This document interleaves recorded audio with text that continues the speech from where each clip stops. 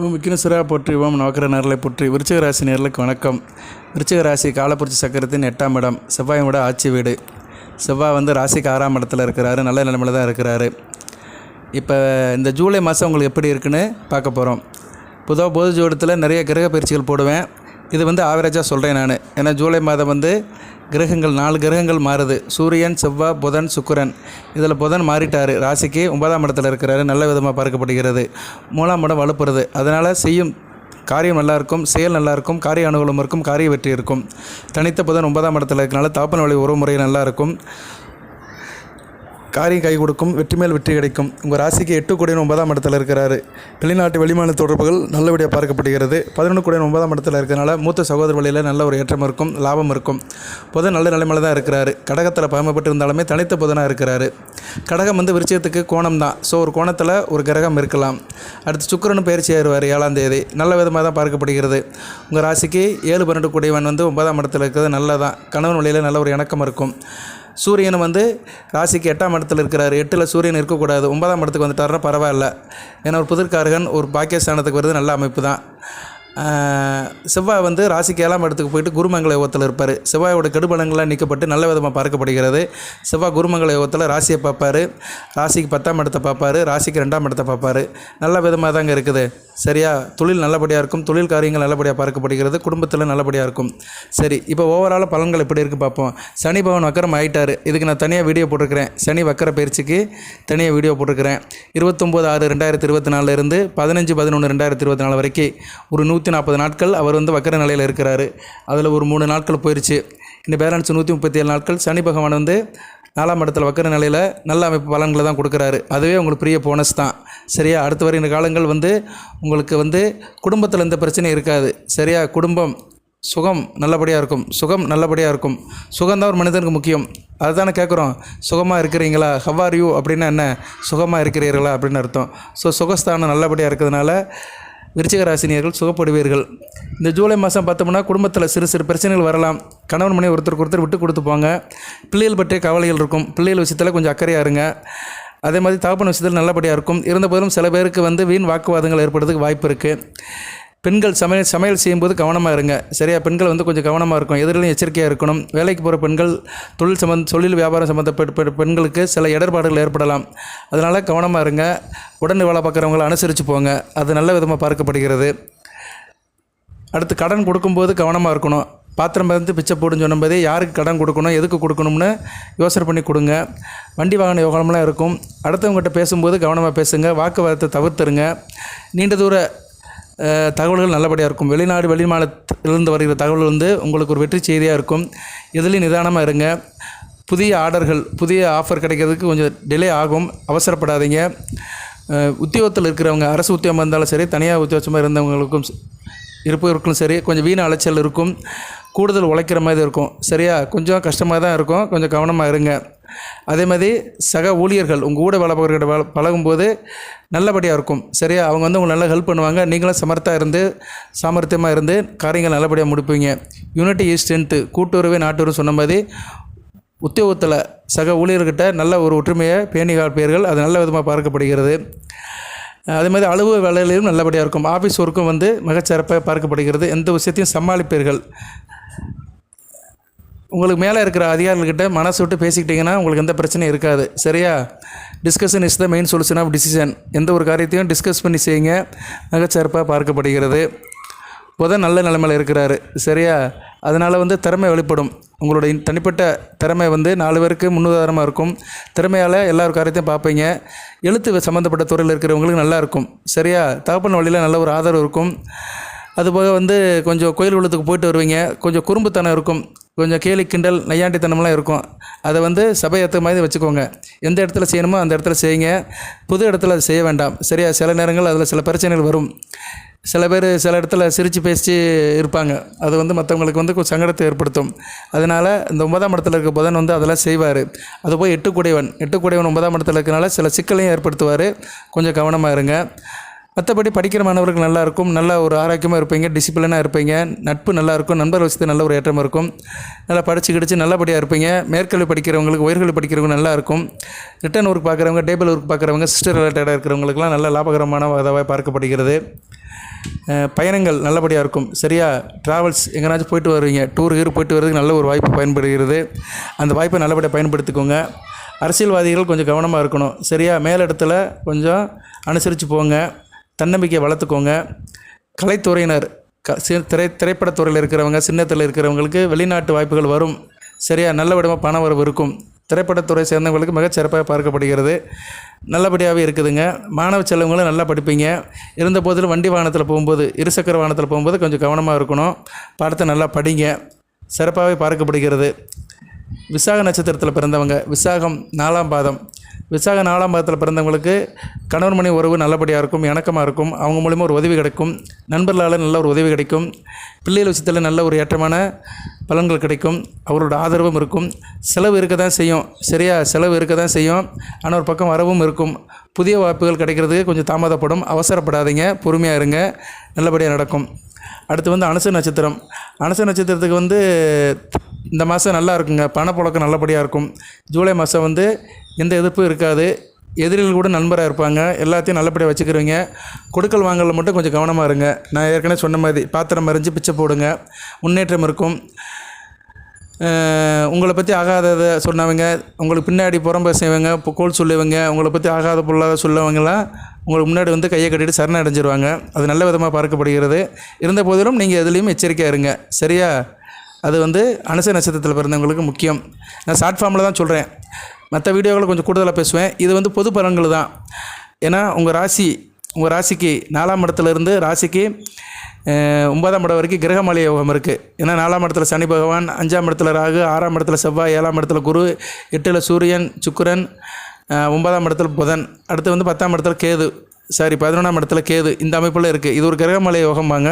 இதுக்கு நான் தனியாக வீடியோ போடுறேன். இந்த வீடியோவில் ஷார்ட்டாக தான் சொல்கிறேன். அடுத்து ஒவ்வொரு கிரகங்கள் பயிற்சி ஆகும். இப்போ செவ்வாய் பயிற்சி ஆவார், வருகிற 7ஆம் தேதி பயிற்சி ஆகி குருவோட சேர்ந்தார்னா குருமங்கல யோகம். அது வேறு மாதிரி போகும். அதுக்கு தனியாக ஒரு பலன்களை போடுவேன். அந்த செவ்வாயோட காரகத்துவம் ஆதிபத்திய விஷயத்துக்கு ஏற்ற மாதிரி பலன்கள் நடக்கும். இது இந்த ஜூலை மாதத்துக்கு எல்லாம் கலந்து சொல்கிறேன். சரியா, அதனால் இதையும் மைண்டில் வச்சுக்கோங்க. அடுத்தடுத்து போடுற வீடியோக்களையும் பாருங்கள். உங்களுக்கு எது சாதகமாக இருக்கோ அதை விட்டுருங்க. என்றைக்குமே நமக்கு ஒன்று நல்லது நடக்குன்னா அது நல்லது நடக்கட்டும், அது இறைவனோட செயல்னு நம்ம அதை விட்டுடலாம். ஆனால் சில விஷயத்தில் கவனமாக இருக்கணும். எந்த விஷயம் பாதகமாக இருக்கோ அந்த விஷயத்தில் தான் கவனமாக இருக்கணும். விருச்சிக ராசி நேயர்கள், பொதுவாக எந்த ராசி நேயர்களாக இருந்தாலுமே எந்த விஷயத்தில் கவனமாக இருக்கணும், அந்நேரம் தான் நம்ம கவனமாக இருக்கணும். இப்போ பகலில் இருக்கிறோம், பிரச்சனை இல்லை. கரண்ட் போனாலும் நம்ம பகலில் இருந்துக்கலாம். ஆனால் இரவு நேரத்தில் கரண்ட் போயிடுச்சுன்னா என்ன பண்ண முடியும்? மெழுகுவர்த்தி இருக்கணும், இல்லைன்னா தீபம் இருக்கணும். அப்போ தான் வெளிச்சம் வீட்டில் இருக்கும். அது மாதிரி தான் நமக்கு பிரச்சனை வர நேரத்தை மட்டும் கவனமாக இருந்துக்கிட்டோம்னா அந்த பிரச்சனையிலேருந்து வெளியே வந்துடலாம். அதை கண்டிப்பாக பொது ஜோடத்தில் சொல்லுவேன். நான் தொடர்ந்து வீடியோ பார்க்குறவங்களுக்கு தெரியும். சில வீடியோக்கள் பொது வீடியோவாக போடுவேன். அது 10ஓட 11, அத்தோட இது ஒன்றுன்னு போயிடும். ஆனால் சில வீடியோக்கள் ரொம்ப நறுக்குன்னு இருக்கும். உங்களுக்கு இப்படி தான் வாழ்க்கைன்னு சொல்கிற மாதிரி சொல்லுவேன். அது உங்களுக்கு பிரயோஜனமாக இருக்கும். அந்த காலகட்டத்தில் அது பிரயோஜனமாக இருக்கும். ஸோ எதுக்கு சொல்கிறேன்னா, தொடர்ந்து பாருங்கள். என்னோடய சேனல்னு இல்லை, எல்லா சேனல்லையும் பாருங்கள். உங்களுக்கு எது பிடிச்சிருந்தோ அது கூடுதலாக பாருங்கள்.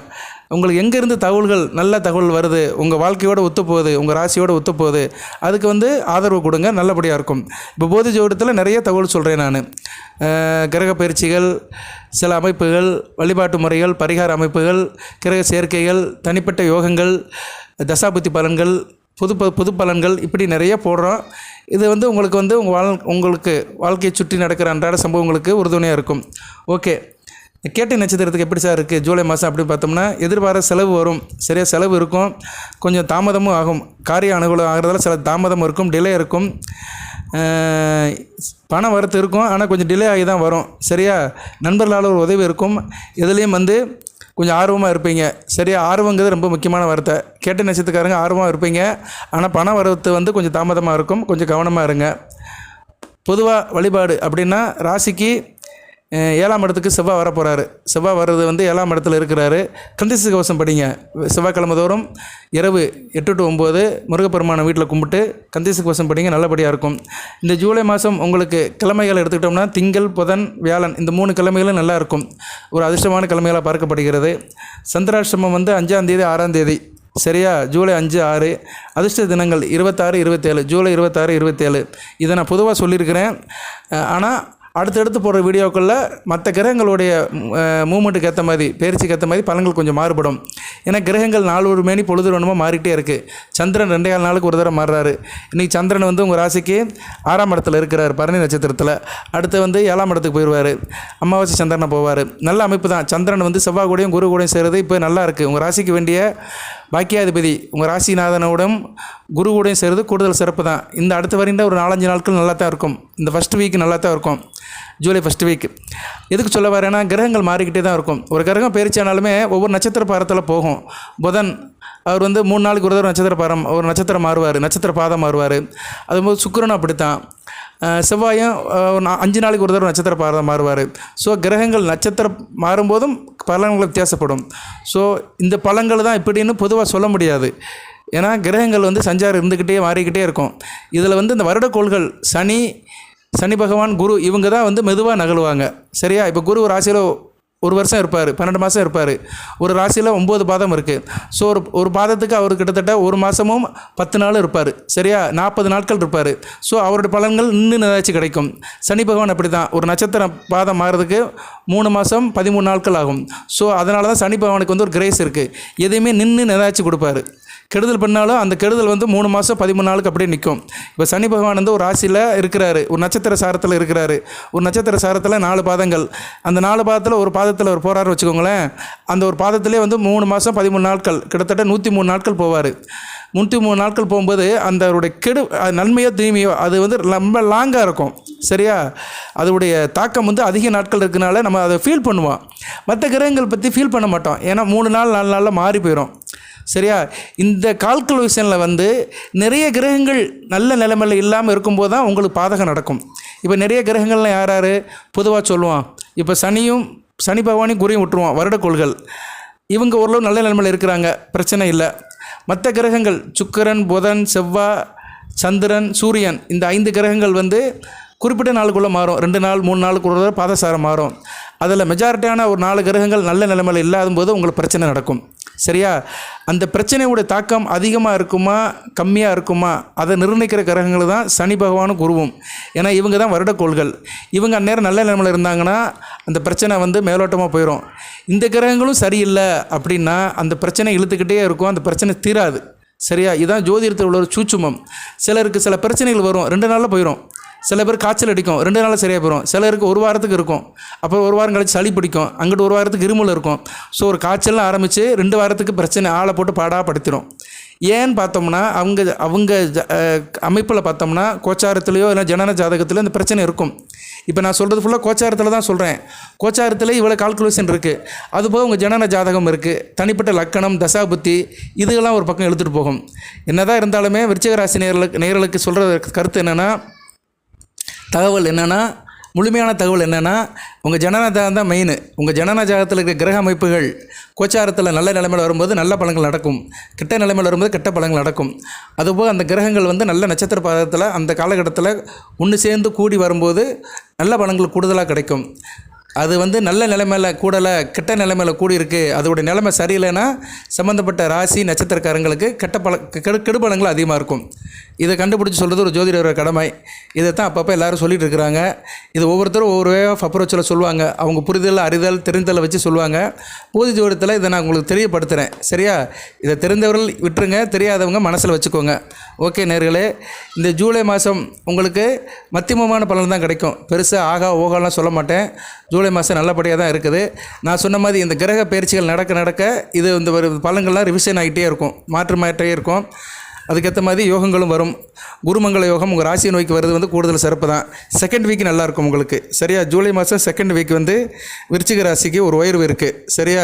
விருச்சிக ராசிக்கு ஒரு ஏற்றம் இருக்குது, ஒரு எழுச்சி இருக்குது. செகண்ட் வீக்கிலிருந்து நல்லாயிருக்கும். வாழ்த்துக்கள். எல்லாம் வல்ல இறைவன் விருச்சிக ராசி நேயர்களுக்கு விசாகம் 4, அனுஷம், கேட்டை இந்த 3 நட்சத்திரத்தில் பிறந்த நேயர்களுக்கு சில சௌபாகியத்தையும் சில ஐஸ்வர்யத்தையும் சில நன்மையிலும் கொடுப்பார். அனைத்து வளங்களும் நலங்களை பெற்று தேக ஆரோக்கியத்துடன் தீர்க்காயலுடன் நீடோடி வாழ்க, நிறைந்த வளம் பெறுக. நன்றி நேயர்களே.